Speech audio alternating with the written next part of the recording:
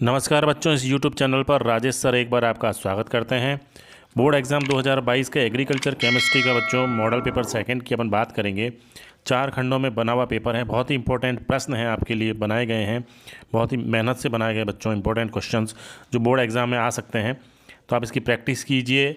इसके आंसर भी बताए गए हैं इसी पेपर में। तो देखिए आपकी कितनी अच्छी तैयारी है, आप देख सकते हैं। तो मेरे चैनल को फटाफट सब्सक्राइब कर रहे हैं ताकि आपको और भी अच्छे से अच्छे मॉडल पेपर प्रोवाइड हो सकें। पहला जो प्रश्न है खंड ए का, उस खंड ए का पहला जो प्रश्न है बच्चों वो है वस्तुनिष्ठ प्रश्न है। मृदा में रंध्रावकाश का प्रतिशत होता है 25%, 45%, 50% या 60%। तो बच्चों मृदा में जो रंध्रावकाश होते हैं वो 50% होते हैं। अगला प्रश्न है इंपॉर्टेंट, राइजोबियम जैपोनिकम किन फसलों में पाए जाते हैं? मटर, रिचका, सोयाबीन या लोबिया। तो इसका आंसर है बच्चों सोयाबीन में पाए जाते हैं। ह्यूमस का औसत CEC मान कितना होता है, यानी धनायन विनिमय क्षमता कितनी होती है ह्यूमस की? 100, 200, 50 या 10। तो इसका आंसर है 200। बहुत ही अच्छा प्रश्न है बच्चों, ये भी एग्जाम की दृष्टि से। अगला जो ऑब्जेक्टिव प्रश्न है, निम्न में से अम्लीय उर्वरक है? Urea, ammonium sulphate, ammonium nitrate या उपरोक्त सभी। तो ये सभी के सभी जो हैं वो अम्लीय उर्वरक के उदाहरण हैं। अगला प्रश्न है, धान में खैरा रोग किस पोषक तत्व की कमी से होता है? जिंक, कॉपर, आयरन या पोटेशियम। तो इसका आंसर बच्चों जिंक। अगला प्रश्न है, किसान खाद का उदाहरण है? Calcium ammonium nitrate, urea, biuret या पोटेशियम नाइट्रेट। तो बच्चों इसका आंसर है कैल्शियम अमोनियम नाइट्रेट, CAN इसको अपन कहते हैं, कैल्शियम अमोनियम नाइट्रेट। इसको किसान खाद के नाम से जाना जाता है। ठीक है बच्चों। अगला जो प्रश्न है, तमिलनाडु में एजोला की कौन सी प्रजाति जैविक खाद के रूप में प्रयुक्त होती है? एजोला पिन्नेटा, एजोला माइकोफाइला, एजोला एनाबिना या उपरोक्त सभी। तो इसका आंसर है एजोला माइकोफाइला। अगला प्रश्न, सूक्ष्म जीवों के शरीर का कार्बन नाइट्रोजन अनुपात होता है 4 से 9 अनुपात 1, 10 से 12 अनुपात 1, 20 से 100 अनुपात 1 या उपरोक्त में से कोई नहीं। तो इसका आंसर बच्चों 4 से 9 अनुपात 1, ये आंसर है इसका। अगला प्रश्न है, 1 अनुपात 1 टाइप की मृत्तिका होती है? केओलिनाइट, मोंटमोरिलोनाइट, इलाइट या इनमें से कोई नहीं। तो आंसर है केओलिनाइट मृत्तिका। अगले जो प्रश्न है बच्चों, इसी के सेक्शन ए के जो प्रश्न है वो है रिक्त स्थानों की पूर्ति करना। ये भी प्रत्येक प्रश्न 1 अंक का है। पहला इसमें प्रश्न है, सिलिकेट क्ले प्रकार की होती है, यानी कितने प्रकार की होती है? तो बच्चों सिलिकेट क्ले जो होती है वो 3 प्रकार की होती है। इसका आंसर जो होगा वो 3 होगा, केओलिनाइट, मोंटमोरिलोनाइट और इलाइट। ये 3 प्रकार की होती है। अगला प्रश्न है, पोटैटो स्कैब रोग मृदाओं में गायब हो जाता है, यानी किस प्रकार की मृदाओं में गायब हो जाता है? तो इसका उत्तर है बच्चों अम्लीय मृदाओं में। ठीक है ना, अम्लीय मृदाओं में ये गायब हो जाता है। अगला प्रश्न है, भारतीय कृषि अनुसंधान संस्थान नई दिल्ली में वाम फंजाई का उत्पाद नामक जैव उर्वरक तैयार किया गया है, यानी वाम फंजाई जो है उसका एक उत्पाद है, उसको अपन कहते हैं न्यूट्रिंक। न्यूट्रिंक के नाम से है बच्चों वो, उसका नाम है न्यूट्रिंक। ये ध्यान रखें आप, नामक जैव उर्वरक एक तैयार किया गया है न्यूट्रिंक के नाम से, इसको अपन कहते हैं न्यूट्रिंक। ठीक है बच्चों। अगला जो प्रश्न है, उबलते हुए दूध को अम्ल द्वारा फाड़कर तैयार किया जाता है। क्या तैयार करते हैं? इससे अपन छेना तैयार करते हैं। ठीक है ना, उबलते हुए दूध को फाड़कर छेना तैयार किया जाता है। तो ये जो है रिक्त स्थानों की पूर्ति वाले प्रश्न थे बच्चों। अगले जो प्रश्न हैं खंड ए में ही तीसरे टाइप के, वो हैं अति लघुतरात्मक प्रश्न। ये भी प्रत्येक प्रश्न 1 अंक का है। इसमें पहला प्रश्न है, मृदा परिच्छेदिका में कौन कौन से संस्तर होते हैं? मृदा परिच्छेदिका की अपन बात कर रहे हैं बच्चों। तो इसमें जो है कुल 5 प्रकार के संस्तर होते हैं। संस्तर O, फिर A, उसके नीचे B, C और फिर R जो होता है वो चट्टान संस्तर। तो ये 5 प्रकार के संस्तर पाए जाते हैं मृदा परिच्छेदिका में। अगला प्रश्न है, प्रतिशत क्षार संतृप्ति का सूत्र लिखिए। तो प्रतिशत क्षार संतृप्ति का जो सूत्र होता है बच्चों वो होता है कुल विनिमयशील भस्म बटा धनायन विनिमय क्षमता गुणा 100। यानी अगर अपन इसको ऐसे लिखें तो प्रतिशत जो क्षमता है इसकी सूत्र की वो है कुल विनिमयशील, यानी जो विनिमय जिनका किया जा सकता है आयन जो होते हैं विनिमयशील भस्म, बटा इसके नीचे आ जाएगा धनायन विनिमय क्षमता जिसको अपन कहते हैं CEC और गुणा 100 हो जाएगा बच्चों ये। ठीक है ना, ये पूरा का पूरा इसका सूत्र है। अगला प्रश्न है जिप्सम का रासायनिक सूत्र तथा उसका नाम बताइए, यानी उसका नाम और उसका सूत्र लिखना है। तो उसका नाम जो होता है बच्चों वो तो होता है कैल्शियम सल्फेट। जिप्सम जो होता है कैल्शियम सल्फेट होता है और इसका सूत्र होता है CaSO4.2H2O। ये जिप्सम का रासायनिक सूत्र होता है। अगला प्रश्न है मुख्य पोषक तत्वों के उदाहरण लिखिए। मुख्य पोषक जो तत्व होते हैं, तो मुख्य पोषक तत्वों में बच्चों NPK, nitrogen, phosphorus and potassium, ये मुख्य पोषक तत्वों के नाम से जाने जाते हैं। अगला प्रश्न है सिंगल सुपर फॉस्फेट उर्वरक का रासायनिक सूत्र लिखिए। सिंगल सुपर फॉस्फेट की अपन बात कर रहे हैं तो इसका जो सूत्र होता है CaH2PO4 का होल ट्वाइस और H2O। ये सिंगल सुपर फॉस्फेट का उदाहरण है, यानी कैल्शियम और H2PO4 का होल ट्वाइस H2O पूरा की पूरा। ठीक है बच्चों। अगला प्रश्न वर्मी कल्चर क्या है। वर्मी कल्चर की इन्होंने परिभाषा पूछी है बच्चों। तो वर्मी कल्चर जो है वह तकनीक है जिसके अंतर्गत केंचुए का प्रजनन तथा रख रखाव किया जाता है, यानी इसके अंतर्गत केंचुए जो होते हैं उनकी प्रजनन और उनके रख रखाव का अध्ययन किया जाता है। अगला प्रश्न है दूध का सफ़ेद रंग किसके कारण होता है। कैसीन प्रोटीन के कारण। कैसीन प्रोटीन जो होता है उसके कारण इसका रंग सफ़ेद होता है। ठीक है बच्चों। अगला प्रश्न है सुरक्षित दूध किसे कहते हैं। बहुत अच्छा प्रश्न है ये, परिभाषा पूछी है सुरक्षित दूध की। तो इसका जो आंसर है बच्चों वो ये है कि वह दूध जिसमें प्रत्यक्ष और अप्रत्यक्ष अशुद्धियाँ बिल्कुल नहीं हो पाई जाती, जीवाणु की संख्या भी कम होती है और मनुष्यों के लिए वो सुरक्षित होता है, इसलिए इसको कहते हैं सुरक्षित दूध। यानी इसमें प्रत्यक्ष और अप्रत्यक्ष किसी प्रकार की अशुद्धियाँ नहीं पाई जाती हैं। अब अपन बात करेंगे बच्चों खंड बी की, यानी खंड बी में जो है वो पूछे जाएंगे लघुतरात्मक प्रश्न और प्रत्येक प्रश्न 1.5 अंक का है। इसमें बहुत अच्छे प्रश्न हैं ये भी बच्चों। इसमें जो प्रश्न है प्रश्न नंबर 4 है ह्यूमिफिकेशन तथा पोरजोलीकरण को परिभाषित कीजिए। यानी ह्यूमिफिकेशन और पोरजोलीकरण की आपको परिभाषा लिखनी है। तो ह्यूमिफिकेशन क्या होता है।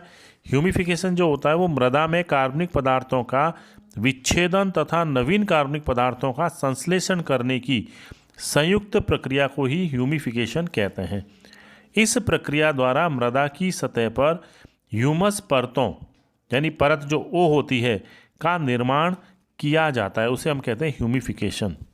फिर अपन बात करें पोरजोलीकरण, तो इस प्रक्रम में ह्यूमस तथा सैक्सक्वी ऑक्साइड जो होते हैं वो ऊपरी संस्तरों से बह करके नीचे के संस्तर में जमा हो जाते हैं और यह प्रक्रम मुख्य रूप से ठंडे तथा नम प्रदेशों में होता है। पोरजोल क्या है, एक रूसी भाषा का शब्द है जिसका अर्थ होता है राख जैसा। इसमें संपूर्ण सोलम का निक्षालन होने से पूरे क्षार जो होते हैं वो निष्कासित हो जाते हैं तथा मृदाएं अम्लीय बन जाती हैं। इसी को अपन क्या कहते हैं, पोरजोलीकरण कहा जाता है बच्चों। तो बहुत ही अच्छी परिभाषाएं हैं इनकी। अगला प्रश्न है मृदा परिच्छेदिका का नामांकित चित्र बनाइए। तो आपको बहुत सुंदर सा चित्र बनाना है जिसमें क्या होते हैं विभिन्न संस्तर पाए जाते हैं। इसमें भी क्या होता है ऊपर से जो सबसे ऊपर का संस्तर होता है वो ओ होता है, उसके नीचे ए, फिर बी, फिर सी और फिर आर, ये संस्तर ऊपर से नीचे तक पाए जाते हैं मृदा परिच्छेदिका में। अगला प्रश्न है धनायन विनिमय किनके मध्य होता है। यानी पूछा गया है किन किन के मध्य में धनायन विनिमय पाया जाता है। तो ये बच्चों जो होता है देखो 3-4 बातें हैं उनके मध्य में होता है। पहली बात तो ये है इसकी कि पौधों की जड़ों के द्वारा स्वतंत्र हुए धनायन तथा क्ले क्रिस्टल और ह्यूमस कणों की पृष्ठीय जो सतह होती है उस पर उपस्थित धनायन के मध्य में होता है पहले तो, ठीक है ना। यानी पौधों की जो जड़ें होती हैं उन जड़ से स्वतंत्र हुए जो धनायन होते हैं और जो क्ले कण हैं, मान लीजिए क्ले कण हैं, इसकी सतह पर जो धनायन उपस्थित हैं इनके मध्य, इन दोनों के मध्य जो विनिमय होता है, पहली बात। दूसरी जो बात है वो है मृदा विलयन तथा क्ले क्रिस्टल तथा ह्यूमस कणों की सतह पर उपस्थित धनायन के मध्य में जो विनिमय होता है। और तीसरी जो बात है वो है दो क्ले क्रिस्टलों या दो ह्यूमस कणों या एक क्ले क्रिस्टल हो और एक ह्यूमस कण हो की सतह पर उपस्थित धन आयनों का जो आदान प्रदान होता है, ठीक है ना। तो ये 3 प्रकार से धन आयनों का आदान प्रदान हो सकता है। अगला प्रश्न है बच्चों, प्रश्न नंबर 7, भस्म संतृप्त तथा भस्म असंतृप्त किसे कहते हैं? 2 छोटी छोटी परिभाषाएं हैं, शब्द हैं। तो अपन बात करते हैं कि वे मृदा जिनके कॉलॉइडी संकीर्ण विनिमय कैल्शियम आयनों से परिपूर्ण होती है भस्म संतृप्त मृदा कहलाती है। यानी जिसमें विनिमयशील जो कैल्शियम आयन है उससे परिपूर्ण होती है उसको अपन क्या कहते हैं? भस्म संतृप्त मृदा कहते हैं। और जब इसकी संतृप्तता में कमी आ जाती है तो भस्म संतृप्त मृदा जो है वो असंतृप्त मृदा में बदल जाती है। ठीक है बच्चों, तो ये इसकी एक परिभाषा है छोटी सी। अगला प्रश्न है, पौधों पर मृदा अम्लता के प्रत्यक्ष और अप्रत्यक्ष प्रभाव को समझाइए। तो इसके जो प्रत्यक्ष प्रभाव है बच्चों वो ये है, पहला प्रत्यक्ष प्रभाव की अगर अपन बात करें कि पौधों की जड़ों के ऊतकों पर H+ आयन का विषैला प्रभाव पड़ता है। जब अम्लता बढ़ जाएगी तो प्रत्यक्ष प्रभाव क्या होगा कि उसकी जो जड़ें हैं उनके ऊतकों पर H+ आयन का विषैला प्रभाव होना शुरू हो जाता है। दूसरी बात क्या है, पादप झिल्ली द्वारा धनायनों की पारगम्यता पर मृदा अम्लता का प्रभाव पड़ता है। तीसरी जो बात है, जड़ों द्वारा भास्मिक तथा अम्लिक अवयवों के बीच संतुलन में विघ्नता पड़ जाती है। ठीक है बच्चों, ये तो हो गए इसके प्रत्यक्ष प्रभाव। अप्रत्यक्ष प्रभाव की अगर अपन बात करें तो वह इसमें जो प्रभाव है कि अधिक मृदा अम्लता के कारण एल्यूमिनियम, मैग्नीज और आयरन, ये जो आयन है अधिक विलय हो जाते हैं और पौधों को इनकी अधिक प्राप्यता के कारण पौधों के लिए विषैले हो जाते हैं। दूसरा इफेक्ट क्या है, पौधों में अनेक रोग हो जाते हैं इससे। और तीसरी जो बात है, इसके कारण पौधों में कैल्शियम और पोटेशियम की कमी हो जाती है। तो ये इसकी अम्लता के प्रभाव हैं। अगला प्रश्न है, डी सिल्मोड के अनुसार नमकीन भूमि कितनी प्रावस्थाओं में बनती है?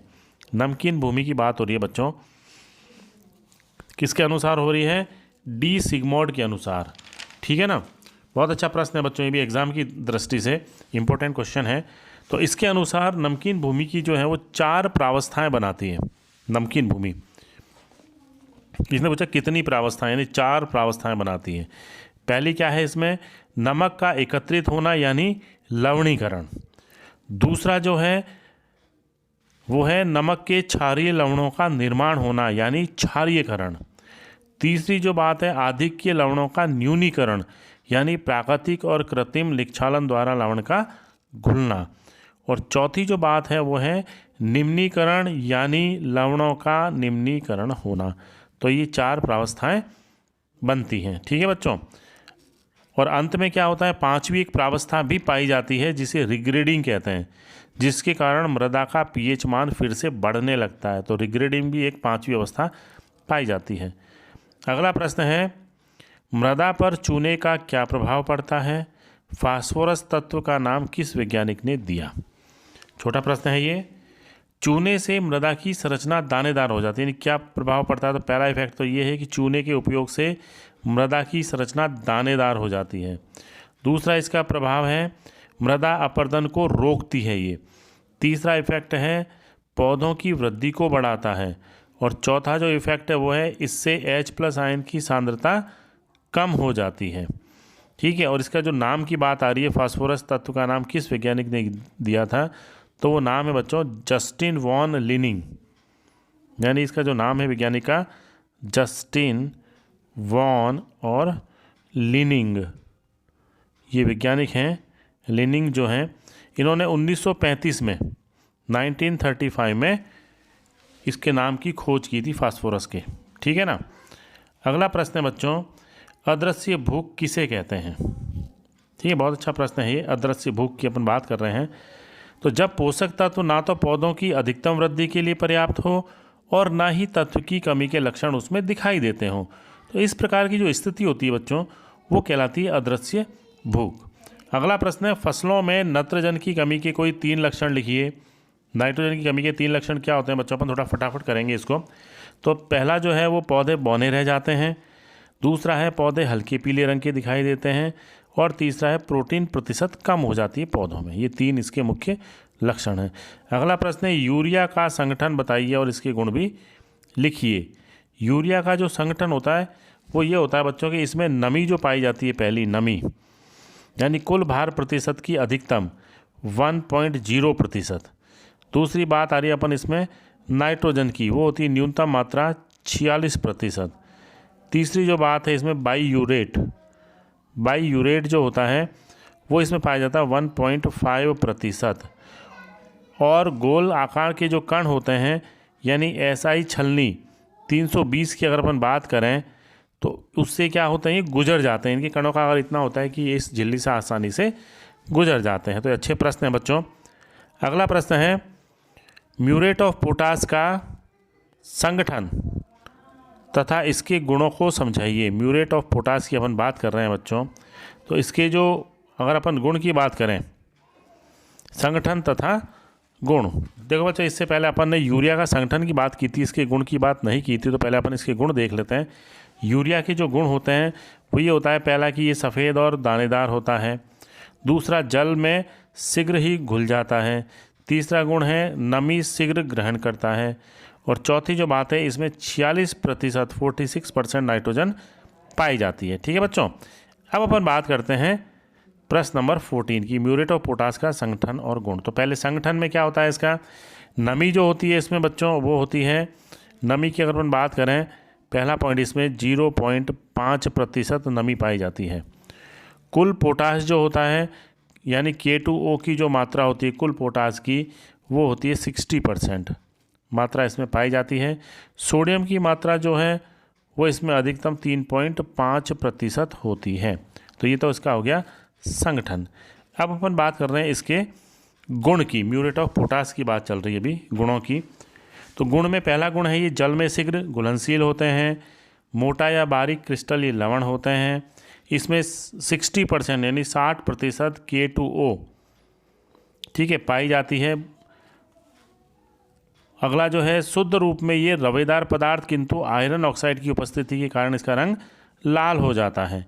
कैल्शियम के आधिक्य से पोटेशियम की प्राप्यता क्या हो जाती है बच्चों, कम हो जाने के कारण पत्तियां धब्बेदार और भूरी हो जाती हैं और समय से पूर्व ही गिर जाती हैं। पौधों में पर्व की लंबाई घटती है और इससे पौधों की वृद्धि में भी कमी आ जाती है। ठीक है बच्चों, तो ये इसके गुण थे बहुत अच्छे। अब अपन बात कर रहे हैं क्वेश्चन नंबर अगले की, प्रश्न नंबर 15 है, कैल्शियम के आधिक्य से पोटेशियम की प्राप्यता पर पड़ने वाले प्रभाव। क्या क्या इसके प्रभाव हैं? तो पहला इसका प्रभाव है कि कैल्शियम के आधिक्यता से पोटेशियम की प्राप्यता कम हो जाती है, उससे पत्ती पर क्या होते हैं, धब्बेदार और भूरी हो जाती है और समय से पूर्व ही गिर जाती है। अगला जो इसका प्रभाव है बच्चों प्राप्यता पर, वो है कि पौधों के पर्व की लंबाई घटती है और इससे पौधों की वृद्धि में कमी आ जाती है। ठीक है, फिर IAA का पूरा नाम, तो इसका जो पूरा नाम बच्चों वो होता है इंडोल 3 एसिटिक अम्ल, यानी इंडोल एसिटिक एसिड इसका कॉमन नाम होता है बच्चों। अब अपन बात करेंगे सेक्शन, अगला जो है अपना सेक्शन C की, यानी खंड C जो है बच्चों, उसमें अपन देखते हैं दीर्घ उत्तरीय प्रश्न है अब इसमें। ठीक है ना, थोड़े से बड़े टाइप के प्रश्न हैं, बहुत इंपॉर्टेंट क्वेश्चन हैं बच्चों। इसमें अथवा में भी आपको ऑप्शन दिया गया है। तो इसमें जो प्रश्न है 16वां, जीवांश पदार्थ का मृदा गुणों और उर्वरता पर प्रभाव को समझाइए। तो आपको इसके मृदा के गुण लिखने हैं और इसके उर्वरता के प्रभाव बताने हैं। तो इसके गुणों की अगर अपन बात करें तो क्या करते हैं, ये क्या क्या प्रभाव डालते हैं मृदा की उर्वरता पर, इनके गुण की मृदा की संरचना जैसे उसमें परिवर्तन हो जाता है जीवांश पदार्थ से, जल धारण क्षमता बढ़ जाती है, वायु संचार बढ़ जाता है, मृदा का ताप मेंटेन रहता है, मृदा अपरदन कम होता है, भू परिष्करण, वाष्पीकरण, सुघट्टिता और ससंजन, धनायन विनिमय क्षमता, तो ये आदि इनके गुण होते हैं और इन पर इफेक्ट पड़ता है जीवांश पदार्थ का। अब अपन बात करते हैं बच्चों अथवा में जो प्रश्न है, अगर आपको इसका उत्तर ढंग से नहीं आता है तो आप इसका अथवा का जो प्रश्न है उसको अटैम्प्ट कर सकते हैं एग्जाम में। नाइट्रोजन स्थिरीकरण को परिभाषित कीजिए और इसके प्रकारों को समझाइए। तो नाइट्रोजन स्थिरीकरण की जो बात कर रहे हैं अपन बच्चों, उसमें होता है कि वायुमंडलीय नाइट्रोजन को जीवाणुओं द्वारा ग्रहण करके भूमि या पौधों को उपलब्ध कराना ही नाइट्रोजन स्थिरीकरण कहलाता है। ये दो प्रकार से होता है, सहजीवी और असहजीवी नाइट्रोजन स्थिरीकरण।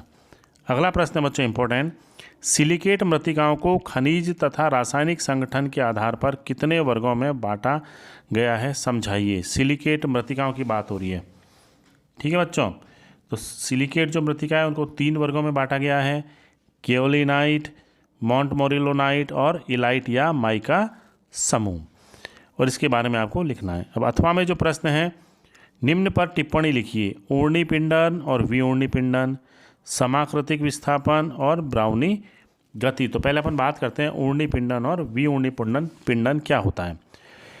मृत्तिका के ऋण आवेशित कण जो होते हैं उनमें अगर कोई विद्युत अपघट्य मिला दिया जाए तो ये कण आपस में एक झुंड सा बना लेते हैं, समुच्चय सा बना लेते हैं, जिसे हम क्या कहते हैं, ऊर्णी पिंडन कहते हैं। और वह प्रक्रिया जिसमें झुंड पुनः कणों में पृथक हो जाते हैं विऊर्णी पिंडन कहलाता है। दूसरा है समाकृतिक विस्थापन। तो मृदा कॉलॉइड में एक जैसे आकार परंतु धनात्मक संयोजकता वाले एक आयन द्वारा दूसरे आयन को प्रतिस्थापित करना ही समाकृतिक विस्थापन कहलाता है। जैसे सिलिकॉन तथा एल्यूमिनियम, ये क्या है, समाकृतिक प्रतिस्थापन के उदाहरण हैं। अगला प्रश्न है ब्राउनी गति। ब्राउनी गति जो होती है बच्चों, ये एक कॉलॉइडी कणों की गति होती है, यानी जिगजैग गति जो होती है, टेढ़ी मेढ़ी गति। एक कण है कॉलॉइडी कण, इधर आ गया, फिर इधर चला गया, फिर इधर गति कर रहा है, फिर यहाँ आ गया। तो इस प्रकार की इसकी जो गति है ये क्या कहलाती है, ये इसकी ब्राउनी गति कहलाती है। टेढ़ी मेढ़ी अनियमित गति ब्राउनी गति कहलाती है। अगला प्रश्न इंपॉर्टेंट, मृदा पीएच किसे कहते हैं, मृदा पीएच को परिभाषित करने वाले किन्हीं 4 कारकों को समझाइए। ठीक है बच्चों, तो मृदा पीएच की अपन बात करें तो पीएच का मतलब क्या होता है, पोटेंज ऑफ हाइड्रोजन आयन, यानी ऋणात्मक लघुगणक हाइड्रोजन आयन की सांद्रता का ऋणात्मक लघुगणक पीएच कहलाता है। मृदा पीएच को प्रभावित करने वाले किन्हीं 4 कारक की बात कर रहे हैं तो पहला कारक जैसे बच्चों पैतृक पदार्थ, दूसरा अवक्षेपण, तीसरा कार्बनिक पदार्थों का विघटन, चौथा है मूल वनस्पति और मृदा की गहराई। तो इन कारकों के बारे में आपको समझाना है। अगर आपको इसका उत्तर ढंग से नहीं आता है तो इसके अथवा में जो प्रश्न है, मृदा में अम्ल उत्पादक कारकों को समझाइए और कृषि के लिए मृदा का पीएच का क्या महत्व है। तो इसकी विधियाँ जो हैं मृदा में उत्पादन की, इसको आपको बताना है, कारकों को समझाना है, और इसके जो खेती जो है, कृषि है, इसका पीएच पर क्या महत्व है, इसको आपको बताना है। अगला जो प्रश्न है बच्चों वो अब आ रहे हैं, अपन बात कर रहे हैं खंड डी की, सेक्शन डी की अपन बात कर रहे हैं। बहुत ही इंपॉर्टेंट क्वेश्चन है इसमें।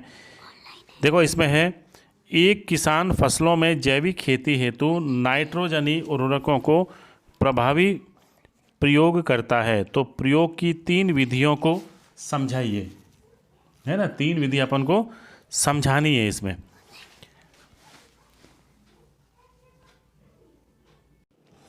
तो इसकी बच्चों जो इसकी विधियां हैं वो हैं बीज उपचार, मृदा उपचार, पौध उपचार, कंद उपचार, ये आदि विधियां हैं, ठीक है ना। इसके अथवा में जो प्रश्न है, नाडेप कंपोस्ट विधि को विस्तार से समझाइए। बहुत अच्छा प्रश्न है।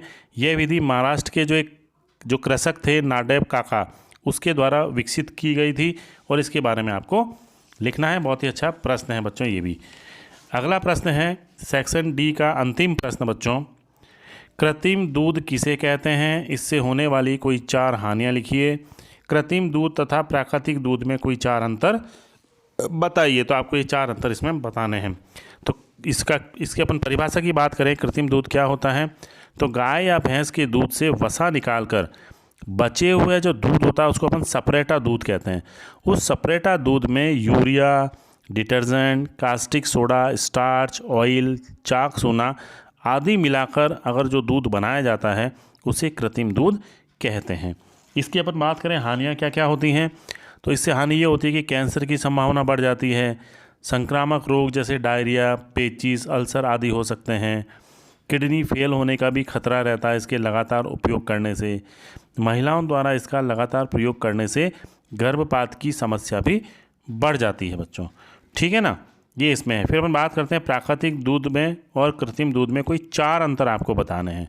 तो बच्चों इसमें जो 4 अंतर हैं वो हैं कि जो कृत्रिम दूध होता है वो सूंघने पर साबुन जैसी उसमें से गंध आती है, जबकि प्राकृतिक दूध उसमें प्राकृतिक गंध आती है। कृत्रिम दूध का स्वाद बहुत ही तीखा या कड़वा होता है, जबकि प्राकृतिक दूध रुचिकर और मीठा स्वाद होता है। तीसरा अंतर यह है कि उबालने पर पीले रंग का या साबुन जैसी गंध आती है कृत्रिम दूध में, जबकि प्राकृतिक दूध में ना तो पीला रंग होता है और ना ही कोई गंध आती है। चौथा अंतर है कृत्रिम दूध जो होता है इसका pH मान 10.5 के आसपास होता है, यानी क्षारीय होता है, जबकि प्राकृतिक दूध का pH मान 6.8 के आसपास होता है, यानी हल्का अम्लीय होता है। तो ये अंतर है बच्चों, आप इसके बारे में बता सकते हैं। अगला प्रश्न, अगर आपको इसका उत्तर नहीं आता है बच्चों, तो जो प्रश्न नंबर इसके अथवा में जो ऑप्शन दिया गया है आपको, जामन किसे कहते हैं, इसके प्रकार बताते हुए दही का महत्व और इसका उपयोग समझाइए। तो बच्चों अपन बात करते हैं जामन की। वह पदार्थ जो लैक्टिक एसिड बैक्टीरिया से तैयार किया जाता है और जो दूध को दही में बदलने के लिए प्रयुक्त किया जाता है उसको ही जामन कहते हैं, ठीक है। इसके जो प्रकार होते हैं बच्चों, इसके टोटली 3 प्रकार होते हैं, प्राकृतिक जामन, शुद्ध जामन और सामान्य जामन, ठीक है। दही का महत्व अपन जानते ही, दैनिक जीवन में इसका उपयोग भी बता सकते हैं। तो बच्चों ये बहुत ही इंपॉर्टेंट क्वेश्चन थे 20 जो आपके मॉडल पेपर तैयार किया गया है। आप मेरे चैनल को फटाफट सब्सक्राइब कर लीजिए ताकि आपको और भी अच्छे से अच्छे मॉडल पेपर प्रोवाइड हो सकें। धन्यवाद।